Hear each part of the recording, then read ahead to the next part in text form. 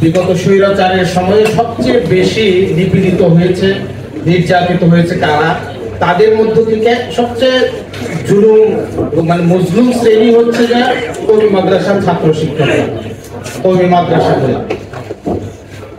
তাদের এই জুলুমের ফলে শাপলার যে গণহত্যা সেখানে হয়েছে, এরপরে মোদী বিরোধী আন্দোলন বলেন, হাটহাজারীতে বিভিন্ন জায়গায় নানাভাবে হত্যাকাণ্ড হয়েছে এবং সেই হত্যাকাণ্ডগুলো শুধু ঘটানো হয়েছে এই কারণে যে এরা কওমি মাদ্রাসার ছাত্র শিক্ষক এবং এদের একটা আলাদা স্পিরিট আছে, যে স্পিরিটটাকে ধ্বংস করতে হবে। তাদের স্পিরিটটাকে গত 15 বছরে ধ্বংস করতে করতে একদম শেষ করে দিতে হবে। কিন্তু তারপরেও তারা যখন নাকি জুলাইয়ের ডাক আসছে, যখন নাকি স্বৈরাচারের বিরুদ্ধে এবং এই যে জালিম শাহ, জালিম বাদশাহ, তার বিরুদ্ধে জিহাদ, যে তার বিরুদ্ধে যুদ্ধ করা যে একটা ফরজ, তাকে যে ক্ষমতার থেকে হটানো যে একটা ফরজ দায়িত্ব, দেশকে বাঁচানো যে একটা ফরজ দায়িত্ব, এটা সর্বপ্রথম তারাই উচ্চারণ করছে। এবং তারা শুধু উচ্চারণই করে নাই, তারা থিওরিটিক্যালি এবং ফিজিক্যালি তারা সেখানে অংশগ্রহণ করছে। কিন্তু তারপর যেটা হয়েছে, আরেক শহীদের কথা অনুযায়ী তারা আন্ডাররেটেড ভাবে তারা ঘরে চলে গেছে। তারা কখনো রাস্তায় এসে নামে নাই, তারা কোনো দাবি দাবা নিয়ে যমুনায় যায় না, কোনো জায়গায় যায় না, তারা তাদের পড়াশোনা তাদরিসের মধ্যে ফিরে গেছে। ফলে যেটা হয়েছে, তাদের অবদানকে না রাষ্ট্র স্বীকৃতি দিচ্ছে, তাদের অবদানকে না লিটারেচার সেখানে স্বীকৃতি দেওয়া হয়েছে, কোনোভাবে তাদের অবদানকে হাইলাইট করা হয় না। এবং যারা নাকি আমাদের কওমি মাদ্রাসার প্রতিনিধিত্ব করেন, রাজনীতিবিদ বলেন, শিল্প সাহিত্যিক বলেন, অথবা অন্যান্য যারা নেতৃবৃন্দ আছে, তারাও কখনো জুলাইকে যে ক্যাশিং করতে হবে, নিজেদের মধ্যে ধারণ করতে হবে, জুলাইতে তাদের অবদান সেটাকে নিজেদের ক্যাশিং করতে হবে, সেটা তারা কখনো ভাবে না। এটার একটা হাস্যকর উদাহরণ আমি দেই, শুনতে খারাপ লাগলেও,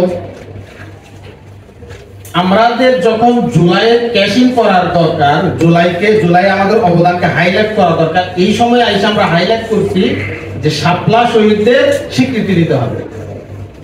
আমাদের আগে কোনটা দরকার ছিল? আগে শাপলা দরকার ছিল নাকি আগে জুলাই গণ অভ্যুত্থানের যে আমাদের অবদান সেটা ক্যাশিং? এইখানে এই জুলাই গণ অভ্যুত্থানে আমি নিজে প্রত্যক্ষভাবে যারা শহীদ হয়েছে মাদ্রাসার ছাত্র, তাদের তালিকা করছি। সেখানে কওমি মাদ্রাসার ছাত্র, শুধু কওমি মাদ্রাসা আলিয়াবাদ, শুধু কওমি মাদ্রাসার ছাত্র 40 থেকে 50 জন। আমি 40 জনের অলরেডি আমি তালিকা করছি, একদম তাদের বাড়িতে গিয়ে তাদের পরিবারের সঙ্গে কথা বলি। তো এই জিনিসটা এখন আমরা তাহলে এই ক্যাশিংটা কবে করবো? আমাদের নেতৃবৃন্দ যারা আছে, আমাদের বেফাক বলেন, শিক্ষা বোর্ড বলেন, বা আমাদের রাজনৈতিক নেতৃবৃন্দ যারা আছে, মাদ্রাসার বড় বড় প্রিন্সিপাল যারা আছে, তারা এই জিনিসটাকে নিজেদের কবে করবেন? হয়তো আজ থেকে আরো 15 বছর পরে যখন আরেকটা জুলাই অভ্যুত্থান হবে বা আরেকটা ইতিহাসের কোনো বড় ঘটনা হবে, তখন তারা বলবেন যে জুলাইয়ের তো আমাদের অবদান ছিল, তখন তারা যে জুলাইয়ের ক্যাশিং করবে। তো আমাদের ওলামাদের মধ্যে এটা একটা বড় সমস্যা যে তারা সময়ের কাজটা সময় করতে পারে না।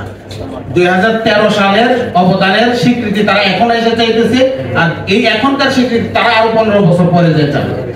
এটা দুই দিক থেকে আমি মনে করি যে একটা মিসকমিউনিকেশন ছিল, সরকারের পক্ষ থেকেও বলেন এবং আমাদের নিজেদের পক্ষ থেকেও।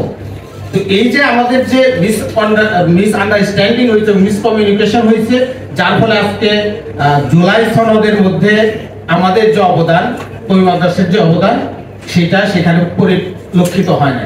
এটা আমি মনে করি যে এটা আমাদের সবারই এখানে দোষ আছে, আমাদের সবারই এখানে, আমাদের যে আমরা এখানে যারা আছি, যারা নাকি এই জিনিসগুলোর নেতৃত্ব যারা দেয়, তাদেরও আমাদের অনেক বেশি অবদান যেটা রাখার কথা ছিল সেটা রাখতে পারি নাই। তো আমি মনে করি যে এখনো সময় আছে, এখনো সুযোগও আছে যে এইটাকে এই সময়ের মধ্যে জুলাই অবদানে মাদ্রাসার ছাত্র শিক্ষার্থী এবং যারা আলেম ওলামা যারা ত্যাগ স্বীকার করছে, তাদের সবার অবদানকে সঠিকভাবে জুলাই সনদে মূল্যায়ন করা হবে। ধন্যবাদ।